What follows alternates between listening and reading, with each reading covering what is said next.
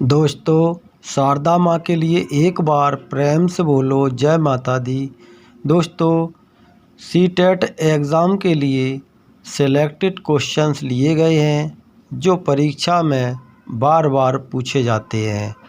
तो बिना कोई देर किए चलते हैं, क्वेश्चन शुरू करते हैं।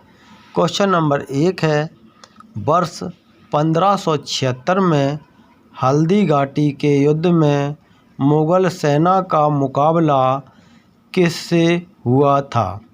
पहला विकल्प है मान सिंह से, दूसरा विकल्प है उदय सिंह से, तीसरा विकल्प है पृथ्वीराज चौहान से, चौथा विकल्प है महाराणा प्रताप से।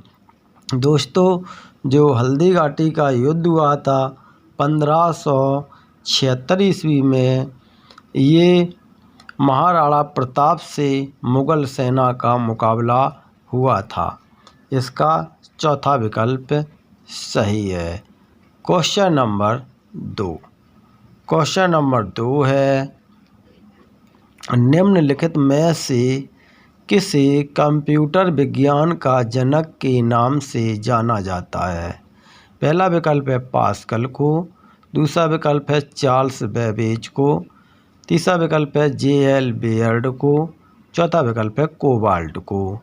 जो कंप्यूटर विज्ञान का जनक जाना जाता है वो चार्ल्स बेबेज को जाना जाता है। इसका दूसरा वाला विकल्प सही है। Question number 3। क्वेश्चन नंबर 3 है, 15वीं सदी के अंत में भारत में वास्को डी गामा का पदार्पण कहाँ हुआ था? पहला विकल्प है मंगलौर में, दूसरा विकल्प है कोचीन में, तीसरा विकल्प है कालीकट में, चौथा विकल्प है गोवा में।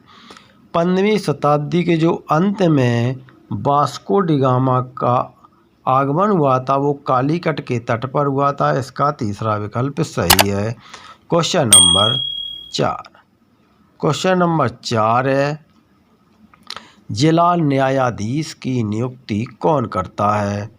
पहला विकल्प है राज्य का राज्यपाल, दूसरा विकल्प है राज्य का मुख्यमंत्री, तीसरा विकल्प है भारत का राष्ट्रपति, चौथा विकल्प है उच्च न्यायालय का मुख्य न्यायाधीश।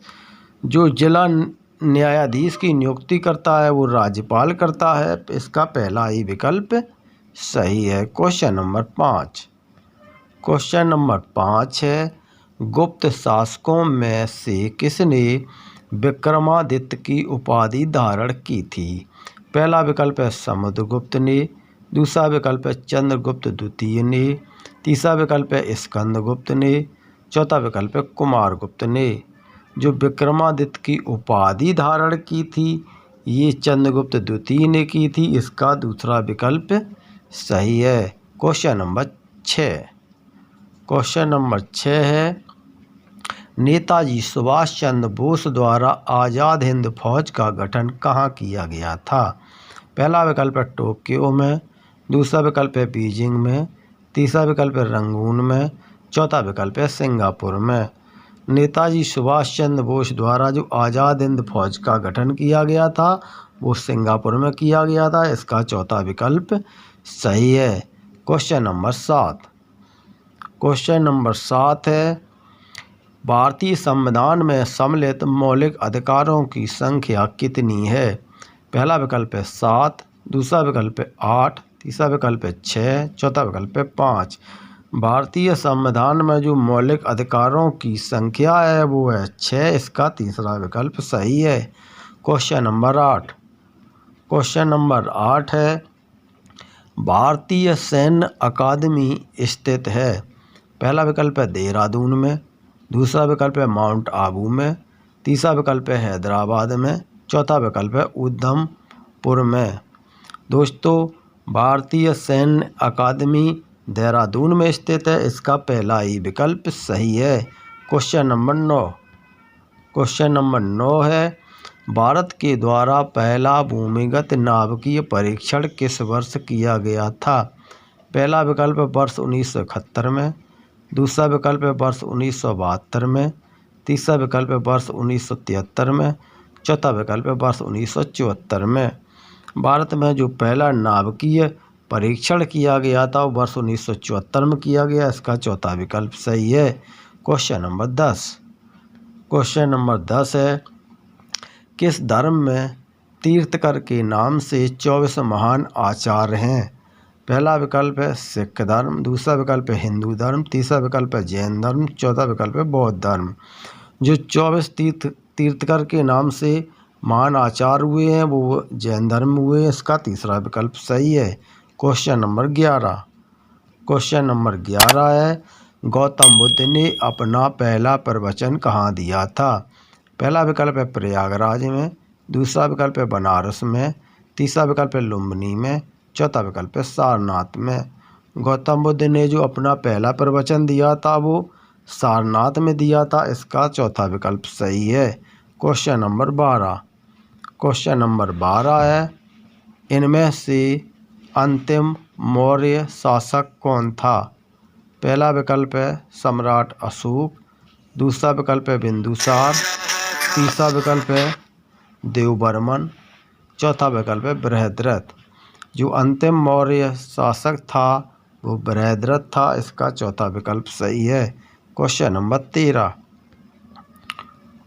क्वेश्चन नंबर 13 है, सिंधु घाटी सभ्यता की लिपि किस प्रकार की है? पहला विकल्प है अर्वाचीनीय, दूसरा विकल्प है संस्कृत, तीसरा विकल्प है फारसी, चौथा विकल्प है द्रविड़।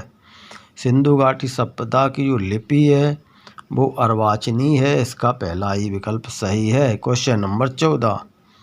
क्वेश्चन नंबर 14 है, हड़प्पा के लोग प्रयोग करना नहीं जानते थे।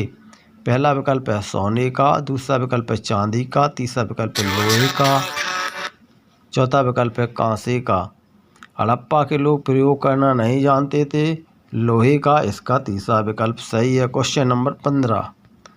क्वेश्चन नंबर 15 है, काजीरंगा नेशनल पार्क का मुख्य आकर्षण प्राणी कौन सा है? पहला है गैंडा, दूसरा है शेर, तीसरा है भालू, चौथा है बाघ। काजीरंगा नेशनल पार्क का जो मुख्य आकर्षण प्राणी है वो है गैंडा। इसका पहला ही विकल्प सही है। Question number 16। क्वेश्चन नंबर 16 है, सिंधु घाटी के लोग किस देवता के पूजक थे?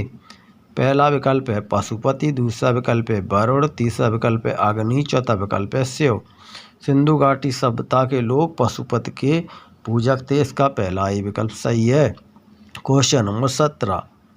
क्वेश्चन नंबर 17 है, निम्नलिखित में से कौन सा वेद सर्वाधिक प्राचीन है? पहला विकल्प है सामवेद, दूसरा विकल्प है अथर्ववेद, तीसरा विकल्प है यजुर्वेद, चौथा विकल्प है ऋग्वेद। सर्वाधिक जो प्राचीन वेद है वो है ऋग्वेद। इसका चौथा विकल्प सही है। Question number 18। क्वेश्चन नंबर 18 है, आर्य लोग सबसे पहले भारत में कहाँ बसे थे? पहला विकल्प पंजाब, दूसरा विकल्प गुजरात, तीसरा विकल्प राजस्थान, चौथा विकल्प दिल्ली। आर्य लोग सबसे पहले भारत में पंजाब में बसे। इसका पहला ही विकल्प सही है। Question number 19। क्वेश्चन नंबर 19 है, भारत पर आक्रमण करने वाला पहला मुस्लिम शासक कौन था? पहला विकल्प मोहम्मद बिन तुगलक, दूसरा विकल्प मोहम्मद गोरी, तीसरा विकल्प महमूद गजनवी, चौथा विकल्प मोहम्मद बिन कासिम। भारत पर जो आक्रमण करने वाला पहला शासक था वो मोहम्मद बिन कासिम था। इसका चौथा ही विकल्प सही है। Question number 20। क्वेश्चन नंबर 20 है, मोती मस्जिद कहाँ है? पहला विकल्प दिल्ली में, दूसरा विकल्प आगरा में, तीसरा विकल्प पुणे में, चौथा विकल्प हैदराबाद में। जो मोती मस्जिद है वो आगरा में स्थित है। इसका दूसरा विकल्प सही है। दोस्तों, मेरा वीडियो लाइक कर लो और चैनल को सब्सक्राइब कर लो, साथ में बेल आइकन को प्रेस कर लो जिससे आने वाली मेरी प्रत्येक वीडियो आपको तुरंत मिल सके। वीडियो में कोई कमियां हैं, अपना कोई सुझाव है तो हमारे कमेंट बॉक्स में लिखकर भेज देना। और वीडियो आपको अधिक पसंद आया है तो अपने मित्रों को भी शेयर कर देना। धन्यवाद। वंदे मातरम।